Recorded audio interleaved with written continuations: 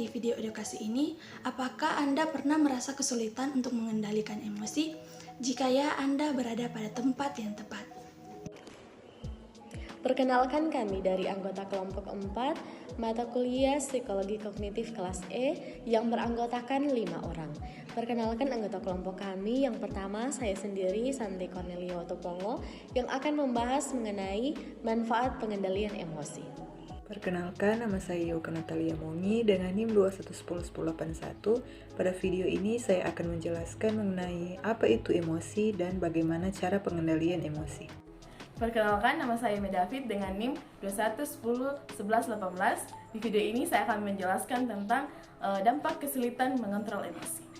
Perkenalkan, nama saya Yulia Bangun, NIM 21101095. Di sini saya akan menjelaskan mengenai strategi pengendalian emosi.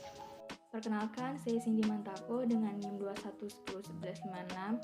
Di video ini saya akan menjelaskan mengenai contoh nyata bagaimana pengendalian emosi dapat berdampak positif dalam situasi tertentu. Jadi, emosi merupakan reaksi alami yang dirasakan oleh tubuh kita terhadap peristiwa atau situasi tertentu. Emosi bisa berupa kegembiraan, kemarahan, sedih, atau bahkan rasa takut.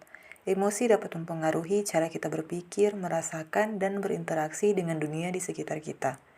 Ketika kita mengalami emosi, itu dapat mempengaruhi perilaku dan keputusan kita. Misalnya, ketika kita marah, kita mungkin cenderung bereaksi secara impulsif atau agresif. Ketika kita sedih, kita mungkin merasa sulit untuk berkonsentrasi atau merasa kurangnya termotivasi. Namun, penting untuk diingat bahwa kita memiliki kendali atas emosi kita. Pengendalian emosi adalah keterampilan yang dapat kita pelajari dan dapat dilatih. Ini melibatkan kesadaran diri dan kemampuan untuk mengatur respon emosional kita. Pengendalian emosi penting dalam kehidupan sehari-hari kita. Ketika kita mampu mengendalikan emosi, kita dapat berpikir lebih jernih dan membuat keputusan yang lebih baik. Misalnya, jika kita merasa marah, kita dapat mencoba mengelola emosi tersebut dengan mengambil napas dalam-dalam, mengambil waktu untuk tenang, atau berbicara dengan seseorang yang dapat membantu kita untuk mengatasi situasi tersebut. Dengan pengendalian emosi, kita dapat menghindari bertindak secara impulsif atau berdasarkan emosi semata. Ini membantu kita mempertahankan hubungan yang sehat, mengatasi konflik dengan bijaksana, dan mencapai tujuan kita dengan lebih efektif. Dampak sulit mengendalikan emosi. Yang pertama, sulit bahagia. Jika kamu sulit mengendalikan emosi, itu bisa mempengaruhi kebahagiaan kamu. Kamu akan sulit merasa tenang, dan dalam pikiranmu selalu saja ada hal mengganggu yang membuat kamu ingin marah-marah saja. Nah, yang kedua, tidak disukai lingkungan sekitar.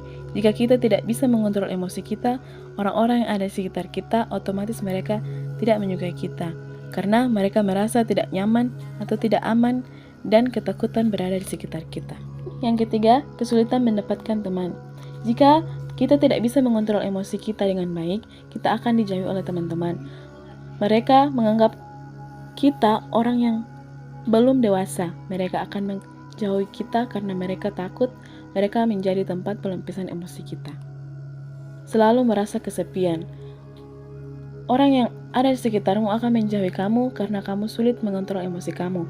Tidak ada yang ingin mendekati kamu. Ada 13 manfaat pengendalian emosi. Yang pertama, mampu menghadapi segala keadaan. Yang kedua, mampu menentukan prioritas.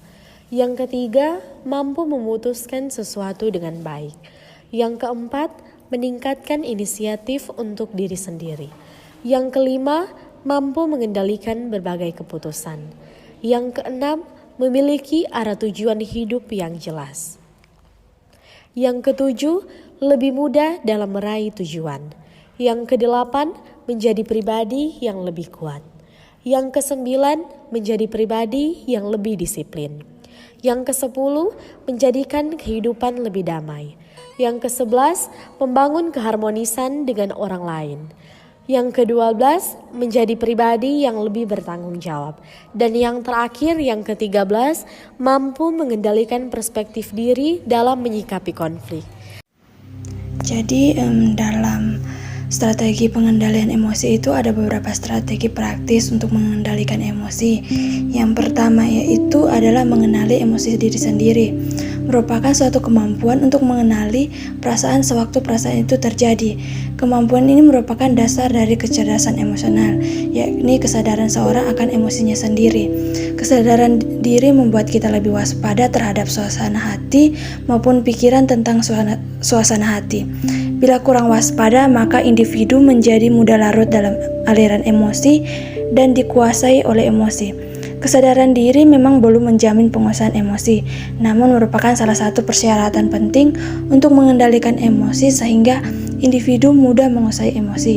Yang kedua itu mengatur pernapasan dan relaksasi pikiran, membuat rileks dari emosi yang sedang kita alami.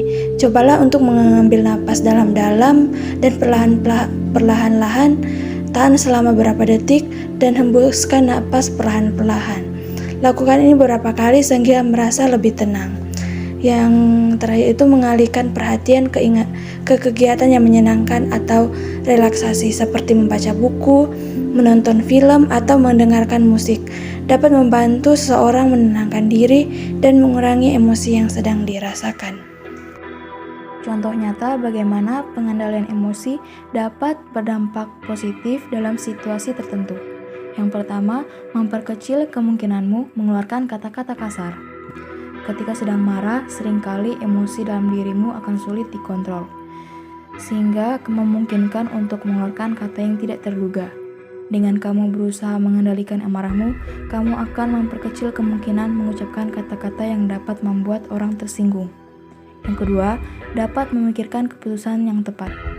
Marah bukan berarti kamu tidak bisa membuat keputusan. Ketika kamu bisa mengendalikan amarahmu, maka kamu juga akan memiliki waktu untuk memikirkan keputusan yang tepat untuk penyelesaian masalah. Daripada kamu membuang waktu untuk melakukan hal yang merugikan ketika kamu merasa marah, ada baiknya untuk mencari suasana baru agar dapat berpikir yang lebih positif. Yang ketiga, mengurangi kacaunya suasana. Situasi yang akan membuatmu terlihat buruk ketika secara mendadak meledak karena marah adalah ketika di sekitar ada orang-orang yang kamu kenal. Dengan kamu memperlihatkan jika kamu sedang marah, orang yang ada di sekitarmu akan merasa tertekan dengan suasana tersebut. Bukan hanya itu, kamu juga akan membuat mereka merasa canggung denganmu. Yang keempat, mengurangi overthinking. Berhasil mengendalikan rasa marah juga akan mengurangimu berpikir berlebihan. Sebab ketika kamu berusaha untuk mengendalikan amarah, maka kamu juga harus mengalihkan pikiranmu dari masalah yang sedang terjadi. Dengan begitu, kamu juga bisa memikirkan cara terbaik untuk menyelesaikan masalah, daripada harus berpikir hal negatif. Yang kelima, selalu ingat jika marah belum tentu akan menyelesaikan masalah. Ketika kamu sudah terbiasa mengendalikan amarah, kamu juga akan selalu ingat jika emosi tidak akan menyelesaikan permasalahan yang ada. Ada baiknya untuk menyelesaikan masalahmu secara baik-baik dan dengan pikiran yang tenang.